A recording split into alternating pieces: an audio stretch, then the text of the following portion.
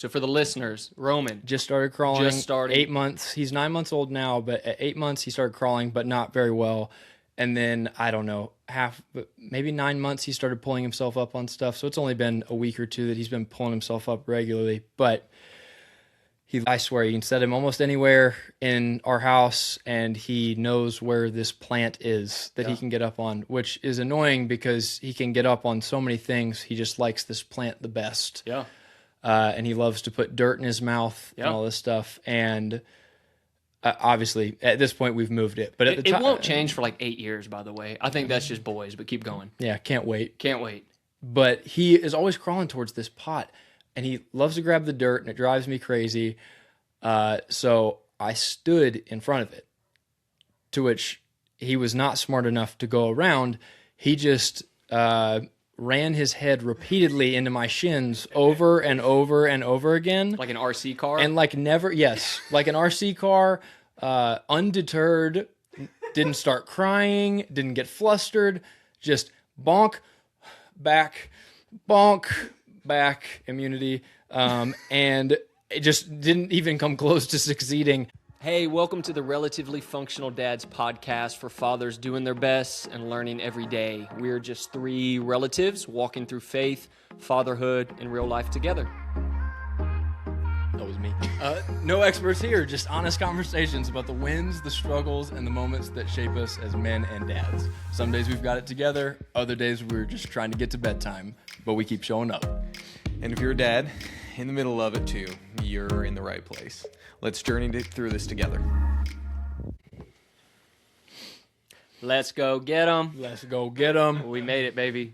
I know this is your long day. We made it to bedtime, which means the boys are back on the pod. So, yes, sir. Hey, guys, thanks for joining in, dads. Really curious what you're doing, listening in. Maybe you're driving back from the gym. Maybe you're like me doing yard work this week. I'll scoop some dog poop, had a little pod in. Maybe you're as holy as producer Noah, and you throw in the AirPods, get your favorite podcast in, and get out of loosen up the wrists and give your wife a nice back rub. Yes, sir. When he told me that last episode after we finished recording, I felt a lot less about myself. So, I understand. However you join us, thanks for being here. Really, would love to, if you're listening on Spotify or YouTube, would love to hear what you're doing while you're listening to this, because God knows no one's just sitting and listening. We don't got time as dads just to sit and listen. We're multitasking. So anyways, Reese, we got a really, really great show. Yes, we do. Stacked show. Thanks for prepping for us. And today what we're talking about is the motivation behind why we serve our families. So we're, this is our fifth episode, 5 episodes in now, and trying to figure out not only what is the right thing to do, but why do you do it so that you can have that sustained effort. So you wrote in the notes here, it's easy to serve. I don't know if that's quite true. But all of us as selfless fathers are learning how to serve. The thing that is much harder is serving without expecting anything in return. So that's what we're talking about today, is the heart of a servant, serving without anything, no expectations for something back. So maybe it's subtle. You just want some respect. Can't get no respect. Can't get no respect. Maybe it's a thank you. Could be a treat. What kind of treat? Kitchen treat. Bedroom treat. Huh? Bedroom treat. Nick off New Girl. Anyone? So all of us are, whether we want to admit it or not, we have mixed motives for why we do what we do, and it's subtle and we don't always realize it. So that's what we're going to get into today. Reese, tell the people how they can support us, because we need about, 15 seconds of their time. Yes, sir. Subscribe, leave a comment, like YouTube, Spotify, Apple Podcasts, anywhere that you can get a podcast, or on there somewhere. So would appreciate the subscription. And why don't you tell them what's going to happen if we hit 50 subs? Word on the street is if we get 50 subs, you're going to shave your entire body. Yes, and I have definitely run this by Ellie, and she's given the complete okay for it. The human porpoise. Mm-hmm. So, okay, so hang on. In what time frame do we have to, just 50 subscribers? 50 in general. Yes, live. I think we're probably 3 short at the time of this recording of overall subs. So anyways, you can book that. But seriously, it is an awesome way to help us get the word out, because we put in a lot of effort and prayer into this, and we want to see how God uses it in people's lives. So, would really love, if anything, the most important thing probably is drop a comment if you're listening on Spotify or YouTube. I would love to hear words of encouragement. We would love to encourage you. We would love to hear segment ideas, episode ideas, so that we can be sharing the things that y'all want to hear. Maybe you got questions. Questions are really fun. And what we want to do is we want to share those comments. We want to share those questions. And God knows we don't have an answer, but we will have a response. That is our promise to you. So, Reese, I think we got our first one. What you got, man? Yes, sir. Reese, read a oh, wait, hold on. On Okay. YouTube, episode 3 from @JoshDuggar-K9G. Thank you, Josh.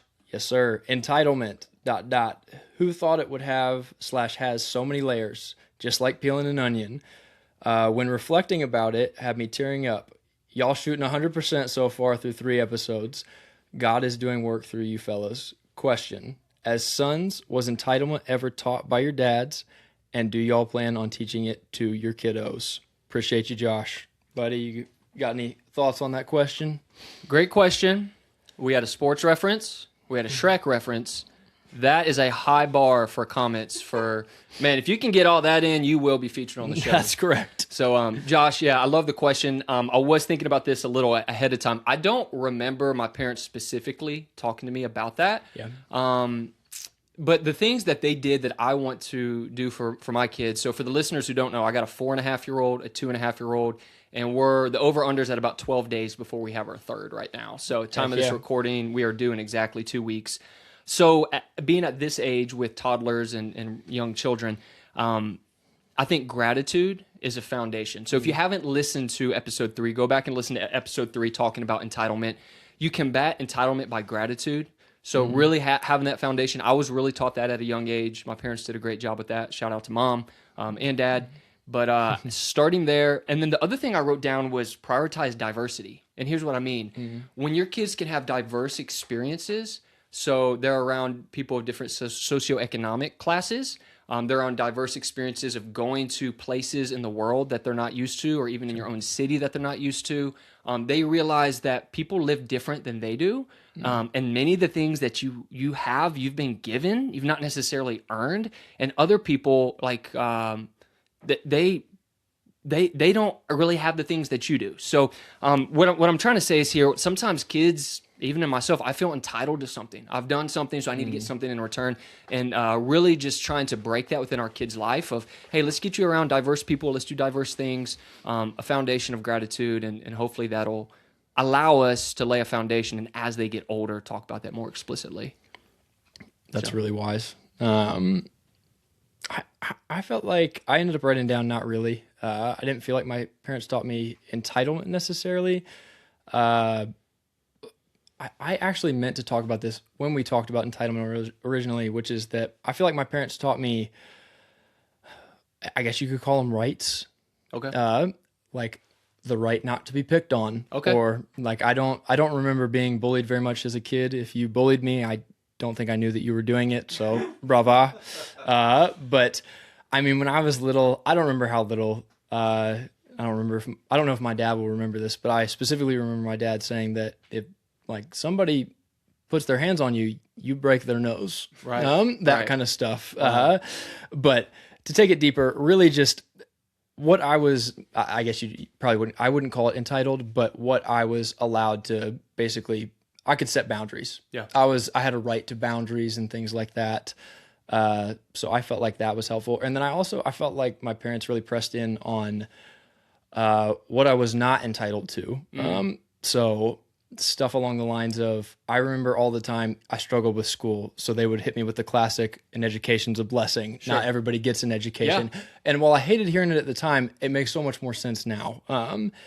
It really was a blessing to live in a place where I could get an education, freedom of speech, freedom of religion. I lived in a place where, again, I'm not violently persecuted for my beliefs and things like that. So I felt like they taught me kind of the opposite of that. So I wouldn't say that I have any interest in teaching my kids entitlement, but I would be interested in teaching them what's okay to accept from others and what's not okay, how to set clear boundaries, and then also the fact that we're not entitled to a lot of different things and that a lot of what we have is a blessing. Yeah. So, and we talked about stewardship in episode 3 of you've been given a lot. You don't feel guilty for that. Just make the most of it. But We're trying to have the balance of structure because young kids thrive with structure and routine.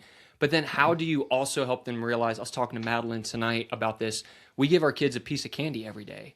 The reason why is because after Halloween, we said you get one piece of candy a day. Yeah. Well, then freaking Christmas, and then we had Valentine's Day, and then Easter. So the candy just continues to fill back up, and they kind of feel entitled to get a piece of candy every day. So I was using that as an example of, hey, some days we're just not going to have a piece of candy, and they need to learn that you're not entitled to that just because you did what you were supposed to do. So we're talking out of both sides of our neck right now, but hopefully that's some helpful examples for you, Josh, as you continue to step into being a dad. But I think the most important thing is just your example as a father. If you can show that you serve from a selfless place, you don't expect things in return. It's not that contractual love like we talked about. Your kids are going to, as they get older, it's more caught than taught in that type of way. So cool. Appreciate it, Josh. Going to dive into our first segment. It's going to be a new one today. Do it. We're going to stick with some consistency. We got our regular segment, but for now, the new one's going to be, Are You Smarter Than a Toddler? I was thinking about what new segments we could do, and I remember when I was younger, we had Are You Smarter Than a Fifth Grader Great show. on television. Great show. And I remember thinking to myself, I don't know how these people aren't smarter than a fifth grader. And now that I'm older, I realize I don't know if I could do a fifth grader's homework. Absolutely not. At least not every subject. But we have AI now. That's true. Is there homework anymore? I don't know if they're even sending kids home with. Kids are soft these days. They're I'm just soft. kidding. You know, the boomers did it to us. Now I'm doing it to the next generation. But if you're a boomer, we love you. Thanks, love you. Thanks for everything you've given us. But Subscribe to the podcast. subscribe to the pod. Leave a comment about how angry you are about us. But really appreciate you listening. So for Are You Smarter Than a Toddler? Basically, has your toddler or I guess really any age kid tried to outsmart you? And if so, did they succeed or did you overcome and show them who's boss? Surely you got something. I've If got you something. thought of the segment, you got to have a story in the pistol chamber. You don't even have a toddler. Listen, I didn't know what to put. I figured that was going to be like key for both of you. 2 of the 3 people doing this podcast have toddlers. so we can just say youngins. yeah, youngins. That sounds cool. So what I Toddler. really I didn't want to say 5th grader because that didn't make any sense. And I didn't know if there was any copyright issues or anything if we get sued. I want to know how Roman is smarter than you. That's what I want to know. That's a great question. And the answer is that he's not. He's a big dummy that I love so much. He is not smarter than me. He is, however, he has my aggressive determination to defy the laws of physics. So we recently realized that our plant placement around the house, legal plants, in pots are not ideal. Now he's crawling, you're exposed. So for the listeners, Roman. Just started crawling. Just started. 8 months. He's 9 months old now, but at 8 months he started crawling, but not very well. And then I don't know, maybe 9 months he started pulling himself up on stuff. So it's only been a week or 2 that he's been pulling himself up regularly. But I swear you can set him almost anywhere in our house, and he knows where this plant is that he can get up on, which is annoying because he can get up on so many things. He just likes this plant the best. Yeah. And he loves to put dirt in his mouth and all this stuff. And obviously, at this point, we've moved it. But at the It time, won't change for like 8 years, by the way. I think that's just boys, but keep going. Yeah, can't wait. Can't wait. But he is always crawling towards this pot, and he loves to grab the dirt, and it drives me crazy. So I stood in front of it, to which he was not smart enough to go around. He just ran his head repeatedly into my shins over and over and over again. Like an RC car? And like never, yes, like an RC car, undeterred, didn't start crying, didn't get flustered, just bonk, back, immunity, and it just didn't even come close to succeeding. But no, at this point, he is not smarter than me. He is, however, as determined as any kid I've seen. So my question is, as the smart father that you are, what's the long-term solution? I mean, it's currently in our bedroom. Okay. Which was also not ideal. Ellie works on Sundays, and yesterday she was kind of towards the end of her work day, and I needed to drop a deuce. So I was like, hey, can you watch Roman for a few minutes? And I come out, and apparently I didn't close the door to our room. I come out of the bathroom, and he's just standing up on the plant or at the pot about to get a handful of dirt, and I grab him and I walk out and I'm like, weren't you watching him? And she goes, yeah, I kind of forgot about that. And so Y'all's chemistry is like, it's elite, dude. Money. And I was like, yeah, cool. He definitely was about to get into this potted plant. Is it a fiddle leaf fig? Do you know what that is? Yes, and for the longest time, I thought it was fiddly. Yeah, that'd be cool. White women love fiddle leaf Yes, figs. it is. It's. I'm almost positive that it's the one. So, and we've had some interesting named plants to our house. I remember one of my favorite gifts that I ever gave to Ellie was the weeping pussy willow. And that's no longer at our house, and it was gotten rid of in a quite a hurry. Beautiful plant. I can't wait to get that for Madeline. What do they call it? A push present when you get something for your wife. Yeah. So, that's my Are You Smarter Than a Toddler? And the answer is yes, or at least a newborn, or not newborn, whatever. What is an infant? Yeah. Is that the terminology that they're using these days? Yeah, what size diaper? He's a size 3 diaper kid. That's what I think you measure it by. He is currently size 4, going on size 5. He's a big boy. He's a big boy. He's leveling out. So he went to the doctor. I'm going to throw this back at you for the kids that I'm going to get made fun of for using that term. But he went to the doctor, and a few months ago, he weighed about 21 pounds. Or not a few months, like 2 months ago, he weighed 21 pounds, which was really heavy. Weighed in like the 90th percentile, which, by the way, those statistics are super fun because everyone thinks that they determine whether or not your kid is going to, the long-term height and weight of your child. And in reality, from my understanding, they do not determine that in any way, shape, or form. Nope. So now he's in like the 50th percentile because he weighs about 24 pounds after 2 more months. Yeah. Maybe 22. Because he's crawling, dude. Yeah, he's crawling around. In and out. And so I just remember thinking, he's in the 90th percentile, and that means absolutely nothing to me other than that Ellie's doing a great job feeding him, and this kid's not underweight. That's all I took it for. So either way, Ellie, great job. Great job, Ellie. Yep. You got the goods. So, okay, you ready for story time with Uncle Bud? I'm so ready. Uncle Bud's how I refer to myself in third person whenever I have something fun to talk about. So that's great. Took the kids. I thought this would be like my big dad energy moment because I took the kids after we went to church Sunday. Madeline stays and she serves third service, and we went to the park, and then we went to Lowe's, which I already like. There's like Walmart and Lowe's is like a notch down as far as somewhere that you go with kids, but it's not very far down. Sure. And we had to get 2 bags of soil, some grass seed, and I think that was about it. A few bags of mulch. So it was some heavier stuff. We were going to just stay in the outdoor section of Lowe's, but again, big dad energy, both kids. After church, I packed snacks ahead of time. I packed drinks ahead of time. We did the park on the front end. I was going to get out of there before lunch, nap time, the restlessness, the witching hour was upon us. Yes, sir. Freaking dialed, locked in, everything going as planned. Crap ton of people there. I was not going to be deterred. We were focused. Sure. Got the first couple things, got the second thing, just needed to get 3 bags of mulch. Do you know what undid me? Paw Patrol kids gardening gloves. So Naomi, it's been a while. So again, dang it, 4.5, dude. They knew what they were doing, and there's nothing. It's not like Walmart or the grocery store. There's a bunch of kids things around they want to grab. I was like, we're going to be good on that front. We were focused. Grayson 2.5, he's listening. Naomi's listening enough. We're kind of pushing the whole cart and corralling the kids. And she's gotten gloves there before. I think they were Peppa Pig. So I know she's got gardening gloves from there. So she saw those and she's like, hey, I've lost my Peppa Pig ones. Can I get these? And I just said no. To which she then said, but I want these. I won't go into any more details out of respect for my 4.5-year-old, but it resulted in about 45 seconds later, her full tantrum on the ground in Lowe's, freaking out, screaming at the top of her lungs. I had a Lowe's coworker literally look at us and laugh, not in like a like bless your heart laugh, but like a what in the heck's going on laugh. I about lost it. I literally thought, wait a second. Oh yeah, at Lowe's, bro. Like you're saying it was like an insulting laugh. Oh yeah, absolutely. Okay. It was very, very frustrating. Wow. And I thought to myself, I have a fatherhood podcast. I got to keep my crap together. And this could be my "Are you smarter than a toddler" moment because we all know I could have given that to her, and it would have fixed everything. But I wanted to put my foot down. So I'm thinking on the fly. I'm saying this, that, or the other. And here's how smart my daughter is. She goes, "Hey, we can buy these." Because my first response is, "Let's talk to mommy. because she does a ton of gardening with Madeline. If you need an extra pair of gloves, and we can come back and get them another time.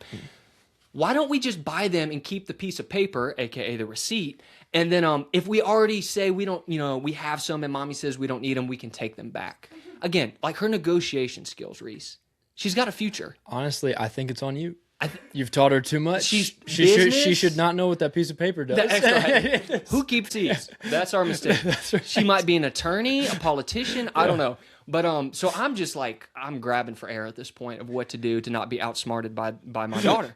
And so this is what I settle on. I say, hey, sweetie, if we can go home, and I had about an hour and a half of yard work to do. I knew she wouldn't do all of it with me, but you can help me do this yard work. When the yard work is finished, we will drive back and we will buy you these gloves because I want you to earn these. Wow. You don't just buy stuff. She wasn't really buying it at first. She still was pretty upset, and then she said, well, can we do it before nap time? Nap time's like an hour away. We still have to eat lunch. I knew it wasn't going to happen. I said, hey, when the work gets done, let's go home. So anyways, long story short, got her fed, got her nap. When your kids aren't hungry or thirsty or tired, they're usually a little bit more reasonable. And she did, bro. She put in some work with me. We spread some grass seed and some dirt, and we hooked up the sprinklers. And Grayson didn't really pull his weight, but he's 2. What's he going? You can't not include him.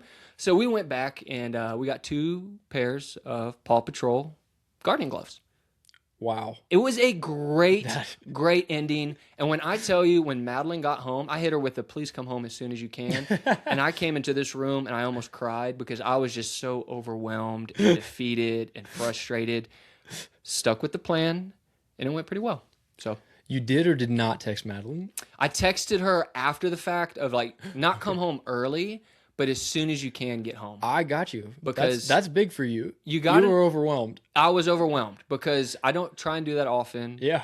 But you kind of know your limit when you might snap. And dads, it's okay to ask for help. Yes. And I needed help because I was about that close to snapping because of how overwhelmed I was pushing this cart full of about 80 pounds of mulch through Lowe's with my 2 kids. But anyways, smarter than a toddler. I think so. It took a while to get there, but smarter than a 4.5-year-old for now. And pray for me because, dude, her negotiation skills are on point. Never Split the Difference. Ever read that book? That's a perfect one on negotiation. I got to revisit it pretty soon. Read it. I own it. You own?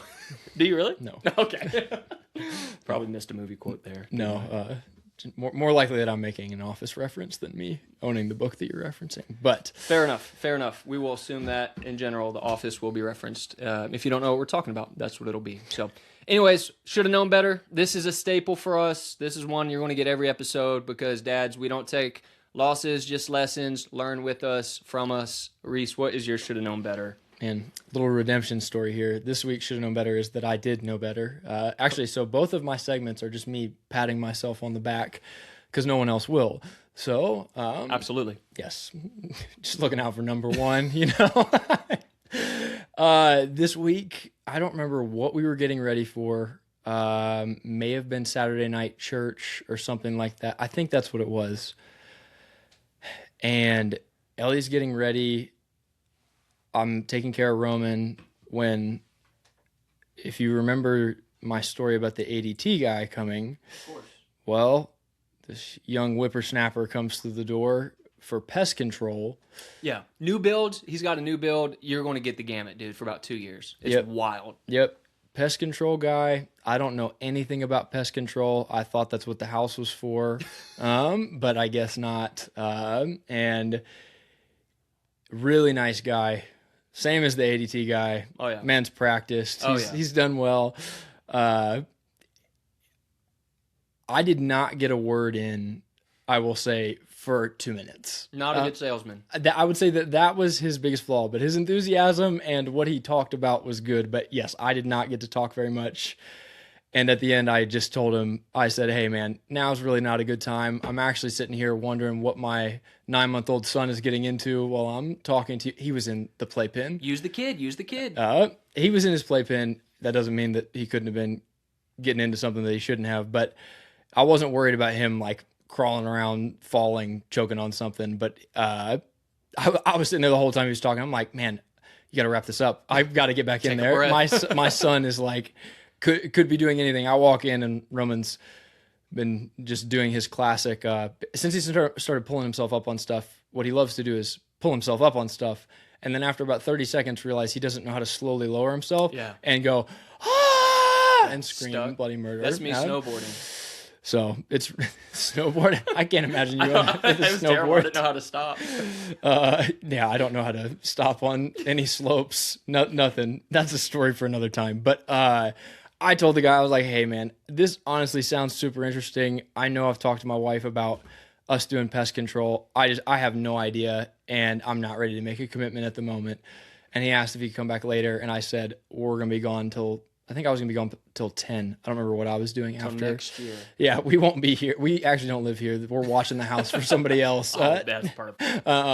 But yeah, he went away, and I went back inside. Roman had not done anything catastrophic, and Ellie was in the bathroom. I don't even know if she knows that this happened, but you're welcome. You learn. So did not invite him into the house, did not buy anything. And yeah, that was that. Way to use the kid. Way to not invite a stranger into your home. And way not to buy. You didn't buy anything you didn't need. Way to go. Nope. And then actually, Ellie does know that I did this because she was like, oh, yeah, I've been looking online and it costs almost nothing to just do some of this stuff ourselves. I'm like, sweet. Perfect. Glad I didn't spend like $200 quarterly for this. So. Absolute joke. Unless you do this for a living. And Then we love you. Please leave a comment. Subscribe to the pod. So. You got a second one? You want to pat yourself on the back twice? Or is this just... No, I'm saying that my first one was that I am smarter than my son. Are you smarter than a toddler? And then my should have known better is that I did know better. Well, and this is just an example to be a great dad. The bar doesn't have to be real high. All you have to do is not let strangers in your house or buy crap you don't need or let your kids eat dirt. I mean... You're crushing it. Killing it. You're crushing 10 it. 10 out of 10. Compared to last week especially. The growth is insane. So I appreciate that. Proud of that. You want to hear how I screwed up my kid? Actually, it has to do with squirrels. It's similar to pests, and you guys both were there. I can't wait to hear. So, again, just when I was worried I wouldn't have any content for this episode, we... this is also a thought you didn't have content. Yeah, I thought I didn't have content, and you guys both were here for this, and we're at this awesome park eating ice cream with the family, doing what families do. We had all the cousins, all the aunts and uncles, grandparents. It was just a great time. And so Grandma and Grandpa thought it would be fun to buy 6 boxes of ice cream and just let us figure out how many our kids could eat. So they brought a bunch of ice cream, and we said, hey, you can have 1 popsicle or 1 ice cream. They chose 1 popsicle. The part that was self-inflicted on my part was we're throwing the football. Noah tells a funny story of how his dad said, what was it, a video game you could get if you caught a squirrel? Oh, yeah. So if you caught a squirrel, you can get a video game. So I said, I'm going to see what this does for Naomi. So Naomi and Grayson are chasing some of the fattest squirrels you've ever seen. And those things were hilarious because they got their heads down in the grass, and they look up as my daughter's sneaking up on them, and they go oh, crap. And then they just dart to the closest tree, and my daughter screams like a banshee after them. So we were having a blast for about 20 minutes, so I thought, let me spice this up because it was starting to get a little boring. They were starting to wear down a little bit. I said, hey, sweetie, if you catch one of them squirrels... Now, here's the thing. I know she's not going to catch one of them squirrels. They weren't the type of squirrels that are going to come up to you or eat something out of your hand, or they weren't acting like they had rabies. So I said, hey, if you catch one of them squirrels, I'll give you another ice cream. She said, wait, are you for real? That's her new phrase. And I said, yeah, absolutely. If you catch one of the squirrels. So for 20 minutes, she tries to do that. She gets pretty hungry. She starts saying, oh, I want an ice cream. How about if I just feed one of the squirrels an acorn? I said, no, sweetie, you can feed them, but you got to catch the squirrel. So she starts crying that she doesn't get the ice cream. You guys hear this part. To which she goes up to her mother, my wife, Madeline, says, what's wrong? And she says, Daddy said I can have another ice cream if I catch the squirrels, but I can't catch them. In which she looks at her and says, oh, you can't touch the squirrels. They'll make you sick, were her exact words. Right. And then she starts screaming, I don't want to be sick. So I go over there. I'm trying to figure out what's happening, why she's talking about she doesn't want to be sick. And then within about 30 seconds, I'm being accused of tricking my daughter into getting her sick because, understandably, I should have known better.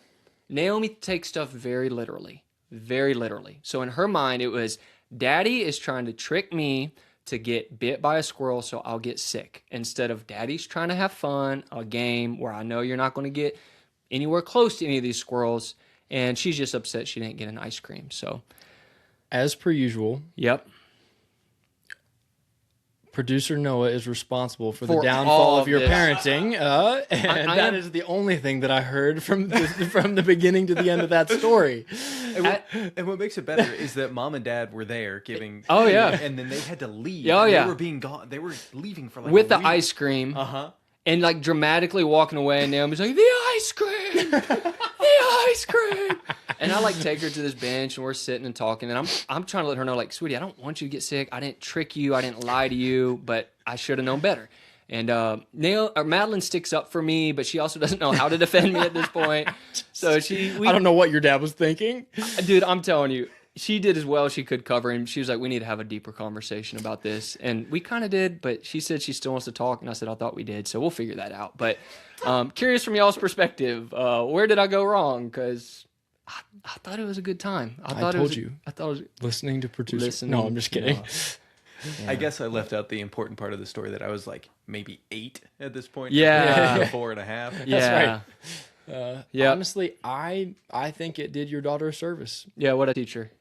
That sometimes you don't win. Yeah, that's exactly right. And The sometimes entitlement. you fail, and that's just the way that it is. No participation ice Yeah, creams. there will be no participation ice creams. You catch a squirrel or you don't in this Yeah, household. that's correct. But we followed through. We did not give an ice cream. Maybe next time. Maybe next time. So, I don't know, man. Definitely should have known better. Don't say that to your kids. And definitely ask your wife if it's a good idea before you do anything in general. So, I'm really not good at that part. yeah, I'm going to have to learn. we're going to have to get caught up there. So, yep. Suiting up for the 3rd tour. So, I better figure out pretty soon, sooner or later. So, okay, guys, that's it. That's the fun part of this. Let's jump into some we're done. substance. Wrap. That's a wrap.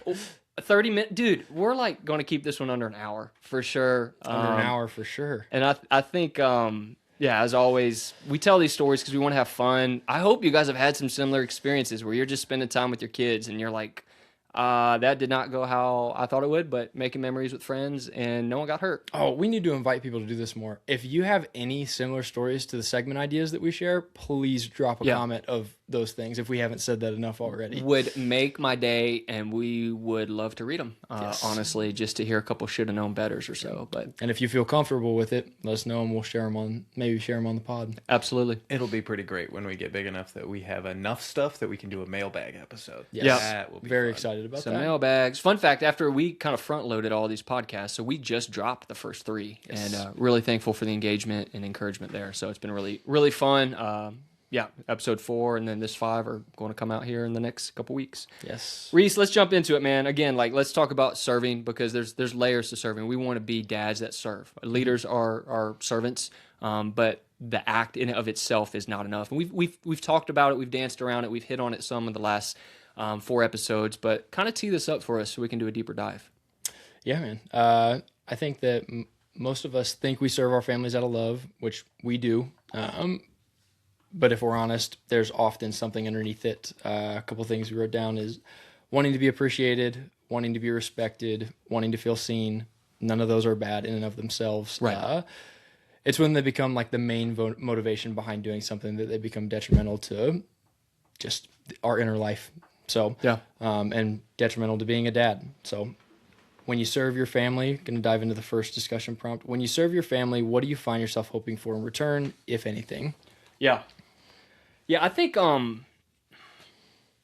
the thing that I want in return is I'll kind of share a story. So again, another big dad energy moment where again I don't crush everything. Y'all have heard that so far in this episode, but Amen. Amen. Madeline was going to an OB appointment. I was going to make breakfast, get the kids up, and then Naomi just goes to school twice a week. So I was like having my quiet time, listening to God, drinking some coffee, and I went, oh crap, I got to get Naomi to school on time today too. So it was one of those like, okay, I gotta like hurry up and kind of speed this thing up. Madeline around the same time had texted me and said, hey, by the way, we didn't talk about like if I'm gonna be home in time to take Naomi to school. So can you like do that if needed? So I was like, I texted back, already ahead of you, already started breakfast, just I got you. Like were the next 3 words all caps. Will you remember this if I stop you real quick? Yeah. What you're about to say? Yeah, Okay. yeah. Jump in. My wife is so proactive Yeah. that if I have to be so far ahead to get credit for the stuff that I was already planning on doing, It felt good. it feels good. I can't tell you how many times I've texted her, I promise you I was already on this. Yep. but I'm glad you texted me, because originally I would just be mad. I'd Yeah. be like, I was already doing this. Yeah, dude. Yeah, I would have lied to her, but I didn't have to, because I really did just think of it. That's right. But baby, I got you as like, I mean, that's the phrase she wants to hear. But what she texted back to me, which is hilarious because my wife doesn't talk like this, was "you the best" with a little fist up emoji. You the best. And that's what I wanted. So when you're asking, like, when I serve, like, what am I hoping for in return? I just want a "you the best" every now and then. I want a little fist up emoji. I want an "I see you." So that was a story that came to mind this week where, yeah, and next time, like, I'll probably be a little bit more proactive because you feel noticed. It's when you're not. What do you do in that situation? That's what we'll talk about. But that's what comes to mind. What about for you? Yeah, I mean, I feel like it's a lot of different things. Depends on the day, depends on how I'm feeling, but rewarded with things like free time. I don't know. I always, again, I feel like I hope for the things that I would reward myself with whenever I was just rocking solo. When I got my stuff done, I was just like, all right, it's time to do something I enjoy doing, something fun. I love to do any, like, I was talking about this today, like hand-eye coordination, motor unit, accuracy-based sports. So anything from like darts, cornhole, spike ball, ping pong, pool, whatever the case may be, that kind of stuff. I love to just have a little free time to just get that little shot of dopamine whenever I throw a dart in the bullseye or something like that, or the triple 20 all the time. But I love things like that. Thank yous, respect. Yeah, I think that I really like to feel like I'm respected for the amount of work I'm doing. I've had seasons of my life where I felt like people maybe thought I wasn't a hard worker or that I was lazy. So yeah, love to get some respect whenever I get a lot of things done, because I would not say getting lots of tasks or boring things is a strength of mine. Sure. My whole family's cracking up laughing at the thought of that being a strength of mine. That's a kind way of saying it. Yes. Yeah, not a natural strength of mine, getting lots of things done. I wrote standing ovation. Yeah. From everybody. I imagine myself like wife coming home. I've gotten at least, I've unloaded the dishwasher and she's just like slow clapping as she walks in, that kind of stuff. You deserve that. Yes. I honestly, as I thought about this more, again, everything I write down, I feel like I eventually get to a spot where I'm like, that's not what I want. I want something else. I think I really like to be, what's the right word for this? Specifically with Ellie, I don't know, just like loved, kind of like adored. Like, Sure. oh, this person cares about me Cherished. this much. He hates doing these things. I know he hates doing these things. I know how much energy it takes from him to do these things. But because he loves me, he does them anyways. So yeah, I think cherished is a good word. And for moms out there, I mean, it's the heart of most dads, husbands we're sharing right now. So that's not saying we have to have all of this. Listen to the second half of this podcast. We're going to share why we need to step into serving, even if it's not given. But it sure does help. I mean, it really does help. We receive that. As you were sharing, something that came to mind. For work, like you're taught, like you work hard so you can have a break. So like, Yes. and when that translates into fatherhood, that's hard. Yeah. It's a confusing time because again, like you work hard working for the weekend, or you work real hard at basketball practice to have some time off and actually then play the game, which you enjoy. Whatever it is growing up that you work hard to get a break from, parenting's not like that, dude. I don't actually hold people who are in different situations to like the standard that or like the lifestyle that I'm in, but I don't know if you've ever had someone who is single and works like a 40-hour week job and has just kind of like full autonomy after work come up to you and say they're exhausted. Yeah. And I'm like, I will punch you in your face right now. Because again, we talked about this last episode. Sorry to keep referring, but that's chosen exhaustion. You've done something. Here's one of the more confusing. I'm not saying they don't work hard. Yeah. Like, but I remember being tired whenever I was sick. It's a different type of exhaustion, and you'll have a second, and you'll say, "How was I tired with the first?" And I'll same thing when you have a third or fourth or whatever. So it's always different in different seasons. But do you ever put your kids down and you're like, right before you put your kids to bed, you're like, I can't wait to get them down. It's been one of those days. Noah's pointing at me. We joke. Our tagline's like, sometimes you're just trying to get to bedtime, right? So the boys can be boys. And then what do you do after about 30 minutes? All you do is like look back at pictures on your phone of your kids, or you talk about your kids, or you look at the monitor, or you feel a little guilty for kind of rushing the bedtime routine. And it's this weird thing, like you want to break and you need to ask for help. You need to have margin. Talked about that last week or last episode. But it's a weird thing to like recognize you need that time off. But then once you get it, you feel kind of guilty and bad about it. Nothing makes me angrier than when I use time that I could be resting to do something that makes me even more tired or more lethargic, like puts me in a brain fog. Again, doom scrolling would be something I don't doom scroll because I'm better than that. No, I'm just kidding.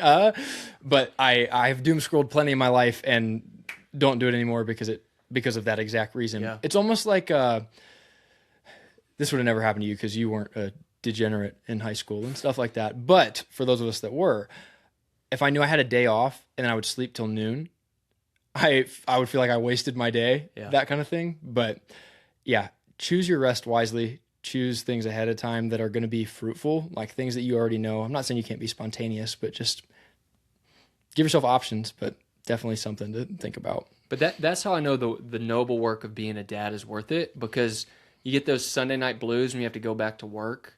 But when you have a break from your kids, you're not dreading going back to the responsibilities and the work of being a dad, man. You're pumped. Yeah. It resets the heart. Sometimes it's just the 3 hours at night. Mm-hmm. Sometimes you get a day away or a weekend away with your wife or whatever it is. But yeah, man, it's a complex thing of stepping away, but then you have some of that holy yearning to get back into stepping into that fatherhood. So anyways, that's good stuff. Sorry to kind of derail a little bit of the convo, but seemed appropriate. And I'm sure there's a lot of dads that can relate to that.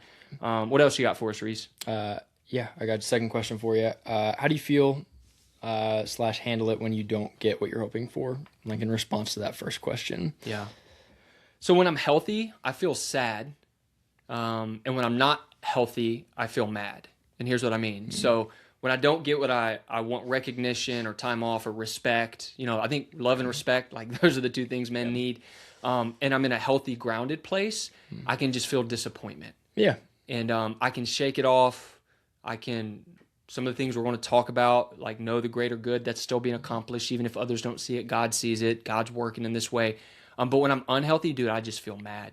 It's like internal versus external. Yeah, absolutely. So like that's what the importance of, because I think men don't know how to process emotions, name emotions. It's important to point to like what our two main negative emotions for me is either angry or sad. And usually I default to angry. So when I get pissed off, when I'm not getting recognized, sometimes I take a step back and say, like, should I just be disappointed or sad? But yeah, like that's how I handle it. And I can go into detail about how I mope and pout and when I'm angry, or what's the point? Or I'm an Enneagram 3, so that means I drive hard until I get pissed or exhausted, and then I just quit. And but yeah, those are the two things that come to mind. Nice. I default to pizza and video games. Okay. It's really great. Yeah, that helps. Yeah, escapism. It's awesome. Yeah. You should try it. Helps. Don't. For a second. Yeah, I think that I can feel, I would agree with you. I like your version of healthy versus unhealthy. Honestly, I think you could take that a million different routes with how you react to situations. I'll often answer it the same way. Like, well, it depends on where I'm at in life, how I respond to something or react to something. I put slighted and tired. Slighted? Slighted. It's a good word. Yeah, thanks. Muy vocabulary. It's a good word, brother. Yes. Slighted. More so just like... I don't even know. I don't think that slighted is necessarily like the main emotion that I typically feel. I try not to feel slighted by people because I just realized that most of the time, if someone's not responding the way you want, you either didn't communicate that was really even something you desired, or if you did, it probably has nothing to do with you, the reason that you're not getting it. I'm not saying that it never does. That's I'm just true. saying what's going on in their life. Yeah, like most of the time, if you're not getting what you want from somebody, specifically a spouse, could just be that you didn't emphasize how important it is to get this from them, or man, everybody's got their own stuff going on. Could you give them the benefit of the doubt of a bad day? Yes, benefit of the doubt of a bad day. Yeah. Great point. We really try to do that in our house. And honestly, if you want to see one of us get frustrated, have the other person assume something rather than giving the benefit of the doubt, and we will both get Yeah. very mad. Same here. I put tired. I would say that's probably my biggest one. Okay. I wouldn't say that it's my natural inclination is to lash out.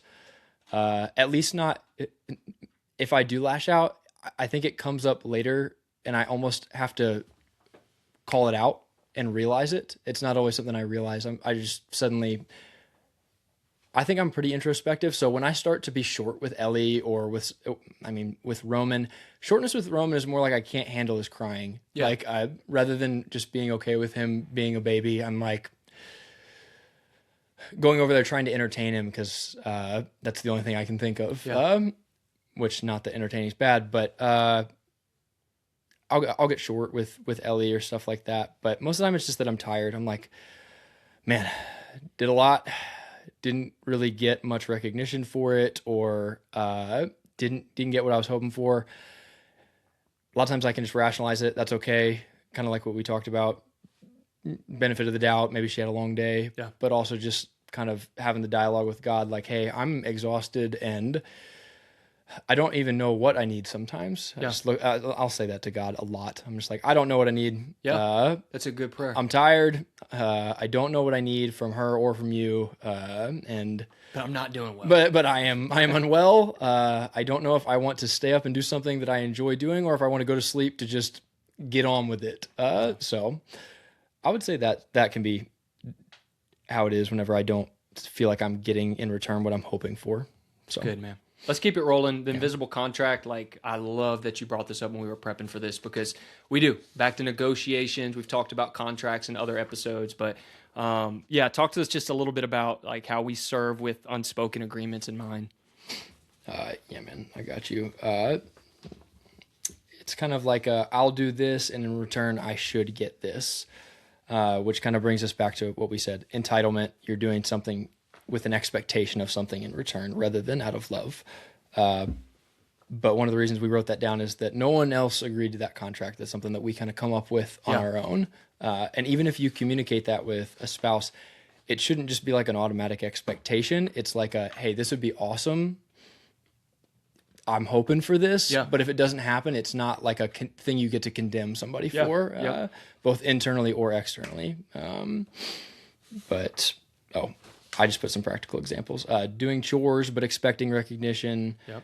I mean, that one happens all the time because I hate chores. Yep. I don't even know if I expect it, but I'm just like, surely it won't hurt my chances, if you know what I mean. A treat. Yes, a treat. Helping your wife, but feeling frustrated when it goes unnoticed. Being patient with your kids, but expecting easier behavior later. Bro, that one. And other hit delusional for me. things like that. That one hit for me. I'll touch on that in a second, but that's such a good example. Yeah. But where have you created an invisible contract in your home, buddy? Anything come to mind? Yeah, the kid one I'll hit on in a second, of like, if I do this for you, He's not going to hit his kids. Not my kids, but the point. I'll hit on the point in a second, but this just came to mind as you were talking a few minutes ago, that I feel like sometimes when I do the right thing over a period of time, I expect some extra credit whenever I do the wrong thing to be given some slack. So here's what I mean. I screw up Best because, of both. Dude, I forgot to pack the snack for I do snack and lunch for Naomi if I forget to pack snack. But I got the coffee made in the morning, and I let the dog out, and I got, everyone up out of bed on time, and this, that, and the other, instead of taking some of that accountability. So it's kind of like a contract of good enough for Buddy is my escape from any accountability. So that's one thing to confess that came to mind of, I like to kind of cash out whenever I screw up based off naming the things that I've done well. Very practically, like this invisible contract of, I try and give my kids 30 minutes a day of like focus time. So of creative play, where we're playing Pocahontas or hide and seek, or like we're really engaged, myself and the two kids. Usually it's right after work, so Madeline can have a break or start dinner or whatever. And the contract in my mind is, if I give you 30 minutes of my focused attention, then you won't have behavior seeking, antics that clearly come up when you're not getting enough attention. It never works that way, because a 4.5-year-old that's having a blast with you, as soon as you say, hey, we're done playing, it's hard for that to be finished. She wants to play as much as she can with me. Grace, my son, loves playing with me. I love that he loves playing with me. We make a lot of memories. We have a lot of fun. But the contract of like, hey, now that I've given you this, you now will obey me or listen to me or eat your food at dinner or not, like me. or like me, like not pull my beard or hit your sister or whatever it is. That is not how parenting works. We parent to show them that they are loved. We parent because secure attachment, which we've talked about in previous episodes, is important in this formative stage. We parent because it's a gift for us to enjoy, but it's not to expect a return in that moment. I'm sure there's hundreds of studies out there to show how much it does form a child and how interactive play is important. But man, that's a contract that I don't even know how I would explain that to my kids, and I get frustrated. Dude, something that you just said brought something up in my head that I did not write down and did not think about until this moment. But this past weekend, Traders Point Christian Church had, you've actually seen it. The horse dude. Night. Yeah, the Born Wild Ministries. No free shout outs, but great ministry. They have a guy tame a wild horse on stage. Does that sound accurate? Noah?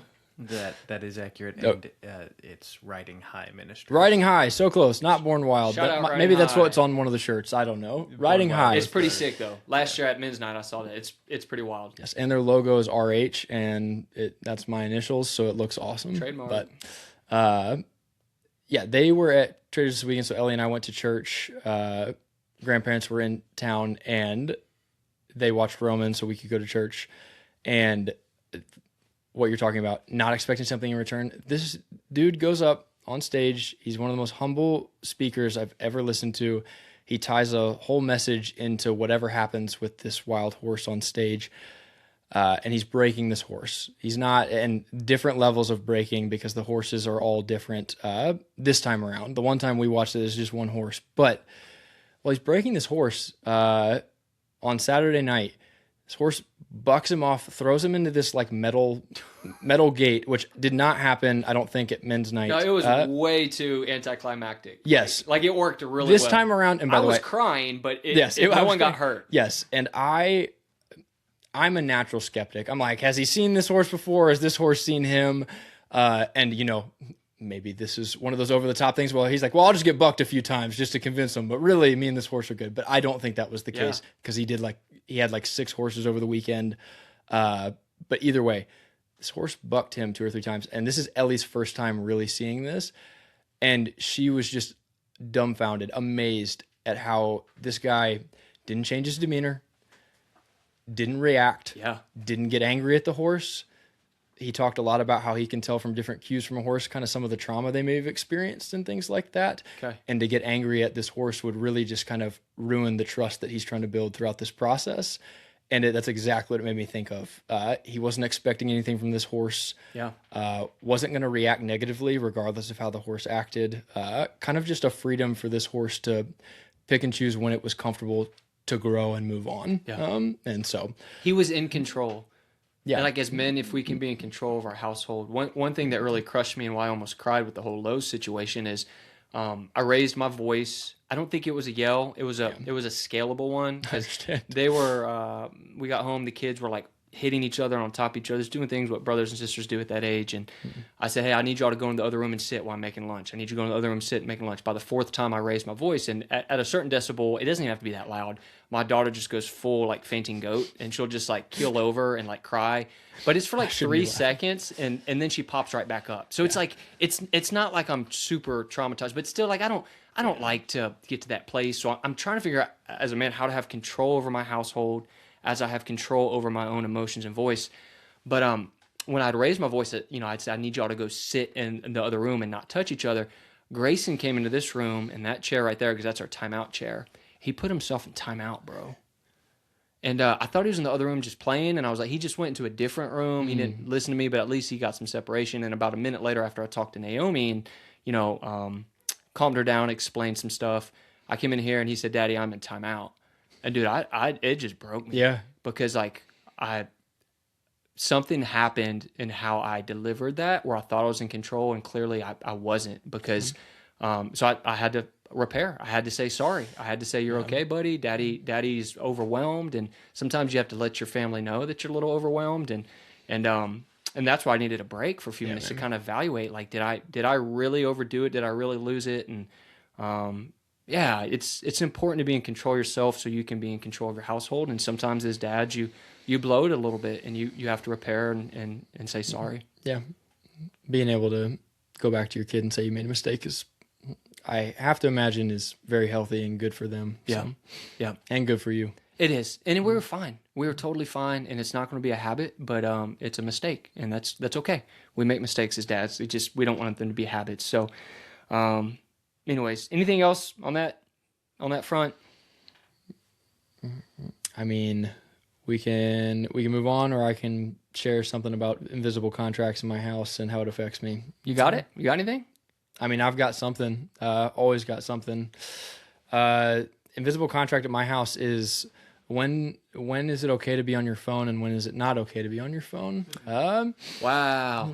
And that's practical. And this probably is shocking to people that have known me for a long time, because they're like, well, he'd be the one with the issue. And it's not that anyone has an issue. It's that I come up with this idea that once Roman goes down, I'm going to get my wife's undivided attention. Sure. And that is not always the case because, again, I don't always ask for her undivided attention. I just come out and get angry whenever I see her on Facebook Marketplace or even doing something for work or whatever. Texting our family group chat. Yeah. Bro. I'm just kidding. It's rich. Texting the family group chat or a subsection with the other 40 family group chats that are a branch off of that. We love you guys. You're Love the you best. Guys. Subscribe. I haven't texted my family in months. So I'm just kidding. Love you too. But yeah, I would say that's an unsaid or an unspoken expectation that's not fair that I set in my household and get mad and frustrated about. Mine's in the car, but similar thing. If I'm driving, like I deserve to be talked to. And I think you've spoken about. I think you guys have communicated. It's that. grown, dude. Yeah. And a lot of it's like, hey, can I do this? I'm like, yeah. It's not you can't ever be on your phone, but on road trips, like, yeah. And so we've grown a lot in that. Yeah, and then another big one would just be after Roman goes down, if I do about 30 to 45 minutes of getting us prepped for the following day, I'm free of any and all responsibility for the rest of the evening. And it's not that I can't ask for that. It's just that I don't, and I just expect it anyways. Sure. So lots of things that you can communicate with your spouses that could help a lot of these different things. It's whenever you just come up with it in your head and expect it, that it becomes a real And I've heard issue. like unspoken expectations are unkind. Yes. So if you take that, like, unspoken expectations are unkind, the inverse of that is true. Like, just communicate what you need. Man, like, this can be applied in so many different areas with your kids, with friendships, with responsibilities in the household with your wife, with family. So yeah, I think really what my takeaway so far is like the importance of just communicating what your expectations are and what you need and what you hope for. Yeah.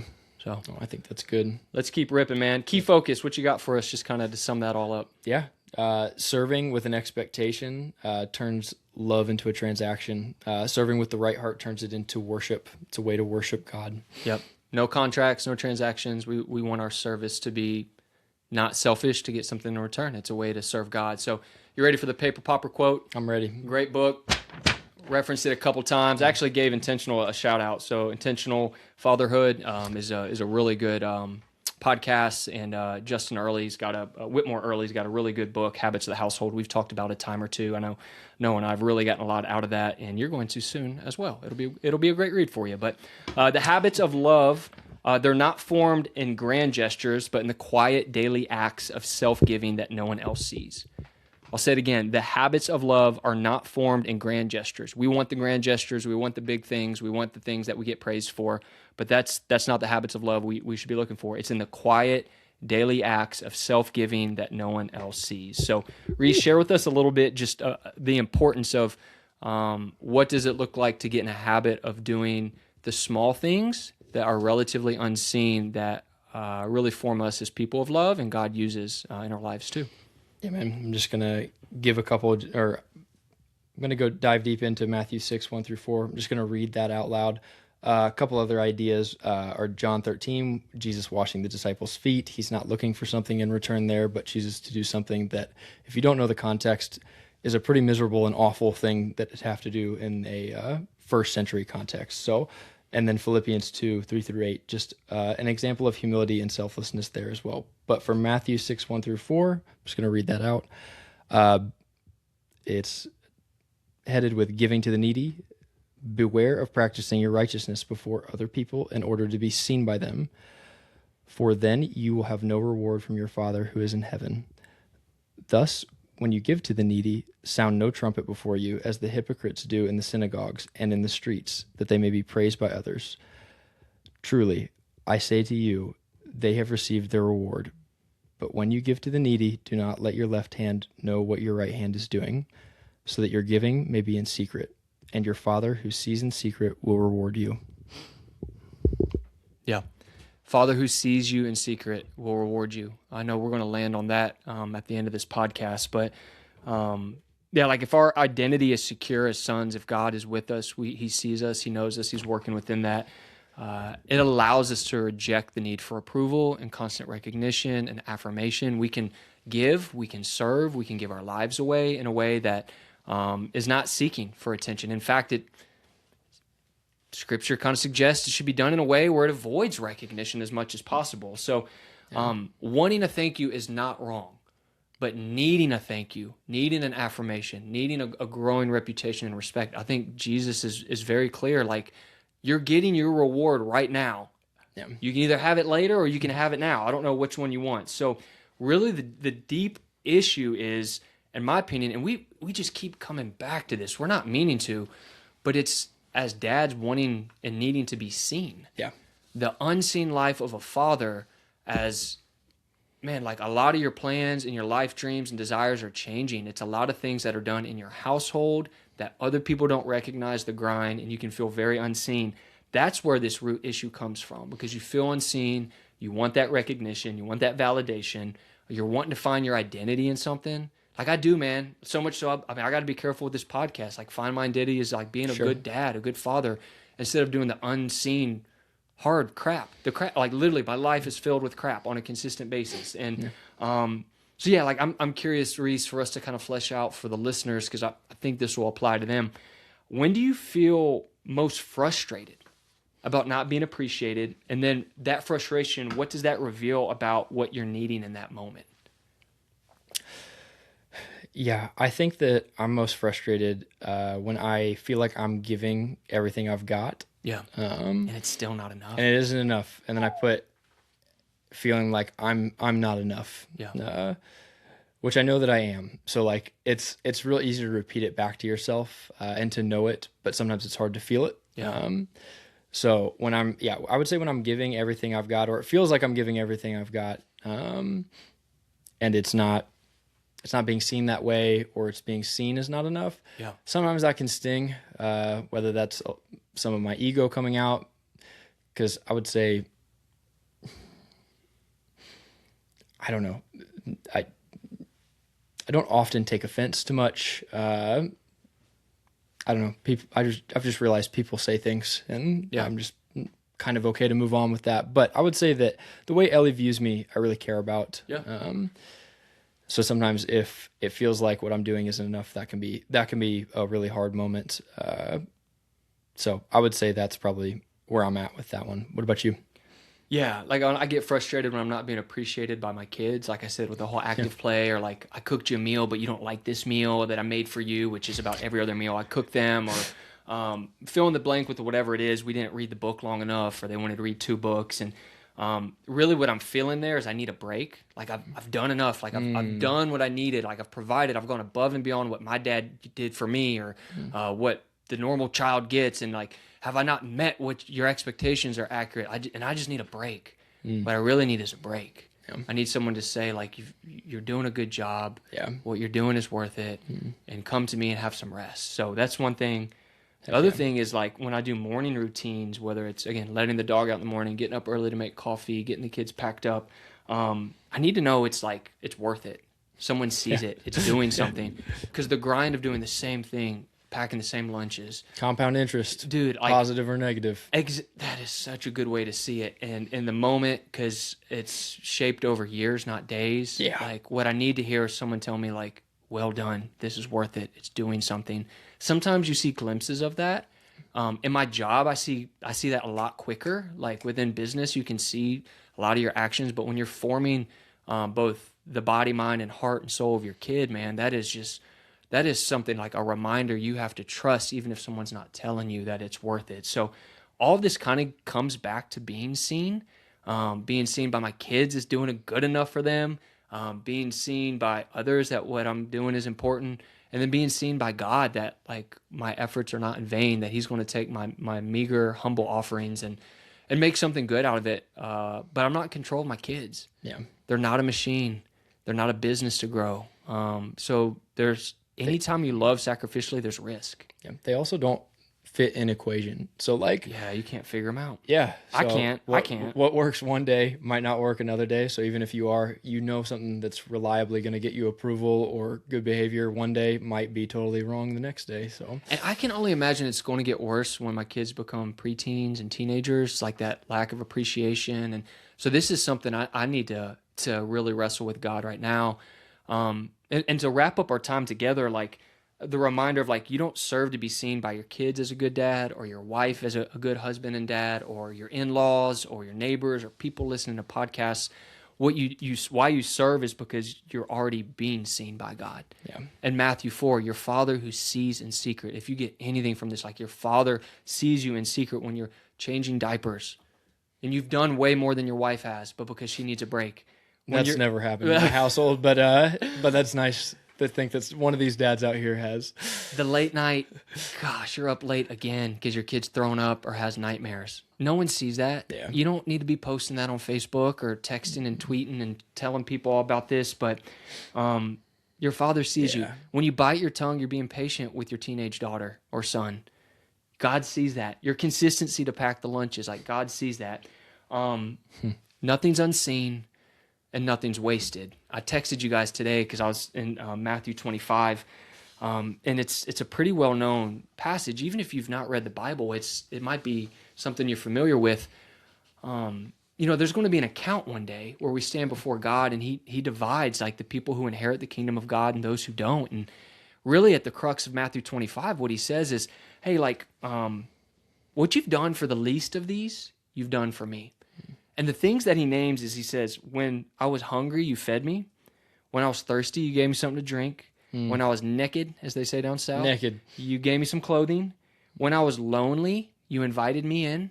Or when I was a stranger, didn't have a house, you invited me in. And when I was sick, you took care of me. The last one's about visiting in jail. I don't think that one applies to kids as much. But dude, fed, drink, clothed, took care of, invited them into your house, and took care when they're sick. All of this clearly is absolutely in reference to the poor.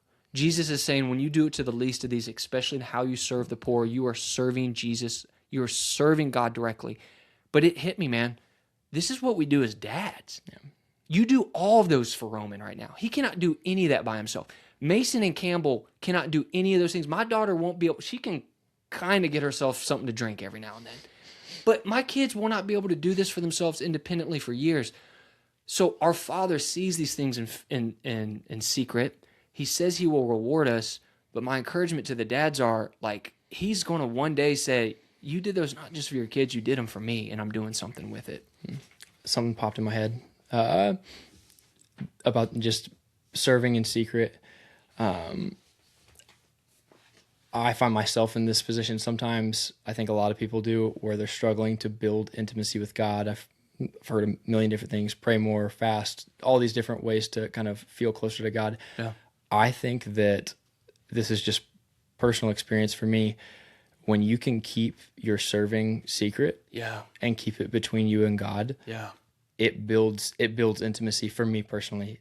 Might not work that way for everybody else, but it feels like I've got this secret, and it's just between God and me. And some things you're going to do, and they're just going to get noticed because it was a huge help or something like that. And the other things That's you're going to bonus, man. Yeah, and other things you're going to do, and it's going to be like nobody's going to really notice that, and that's okay because it can just be between you and God, and that can just be something that you're.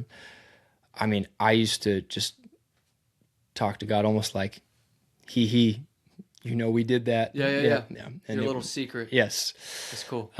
So just made me think of that, something that you said. It's beautiful, man. It's beautiful. So no matter where you're at, Man, we all have opportunities to serve in secret. Reese, let's kind of wrap this up with just some practical summaries, challenges, questions for the dads to be thinking about, and maybe to invite non-dads, to invite moms, neighbors, because if we can be people who sacrificially serve and love, not looking for anything in return, gosh, man, I think that's how we change the world. I really do. I don't think that's extreme. Absolutely. For reframing, serving is not a way to get something back, a tool to control the environment, a path to recognition. What we really want to hone in on what serving is, it's an overflow of being loved by God. You're being filled up. You're able to pour out. It's a reflection of Christ in your home, and a choice to love regardless of what the response is. And some practical applications for this week are going to be: catch yourself when you start expecting recognition. Yeah. It's going to require you to be cognizant and kind of like think about when the emotions are popping up. I know that's not natural for everybody. And maybe even after the fact, but catch it Even soon. something. Catch it early. Yes. And you'll get better at it. It's a muscle. You got to practice. So verbally release the expectation. We're not doing this to be thanked. So just tell yourself, say it out loud. Tell yourself that over and over and over again, and then go to God with the desire to be seen instead of placing it on your family. You can release a huge burden from your family if you can go to God to be seen and not them. It's not that you don't want to be seen by them, but it's without that expectation. Just frees your family's mental space up a ton. How often do we go to people to provide us things that only God can give us, man? What a way to serve your family, to release them of that. Yeah. That is so good. Hey, 2 questions to chew on in view of some of those challenges. Where can I serve sacrificially without anyone noticing? I just love that challenge. Pick something, man. What is one thing that I'm going to do this week as a dad, and ain't nobody but me and God going to know this happened? Yes, sir. And it might form your character and impact you more than anyone else, to be honest. And what do I really want when I expect a thank you? And how can I go to God for that? So when you get that itch, I love what you said earlier of sometimes I need something, I don't even really know what it is. Yeah. So maybe like it's in those situations where like you were really wanting to thank you and you just come to God and you're like, God, I need something. I don't really know what it is, but I know you see me and I'm going to come to you for it. So we don't serve to be noticed. We serve because we already are. We are seen. God is working within that. And he's going to reward us because every act of love is our worship to him, and he does not waste any of that sacrifice. So, dads, Reese is going to pray over you and bless you. We're just so thankful for the work that you're doing to serve your family and your community. Thank you. Lord, we love you so much. You're an amazing God, worthy of praise and worship. Lord, I pray that your kingdom would come on this earth through every dad that's listening to this podcast or anybody else. Lord, I pray that you would equip us as vessels to just bring your kingdom here. And I pray that your will would be done here as it is in heaven. I pray that you would give us what we need, equip us with the things we need to be better fathers, better husbands, better at handiwork around the house. Lord, it's a gift to be able to spend time with our families. It's a gift to be able to serve our families, even when it feels exhausting sometimes. I pray you give us the energy. And forgive us in the areas that we fall short, Lord. Forgive us when we don't measure up. Forgive us whenever we lash out. Forgive us whenever we set expectations on our family, unspoken expectations, Lord. And please just deliver us from the temptation to seek credit from people and not from you. We love you, Lord. Yours is the kingdom, the power, and the glory forever and ever. Amen. Dads, thanks for listening. We would love to know how we can pray for you. Feel free to send us an email. Our email is in the description. Drop a comment, and thanks for tuning in.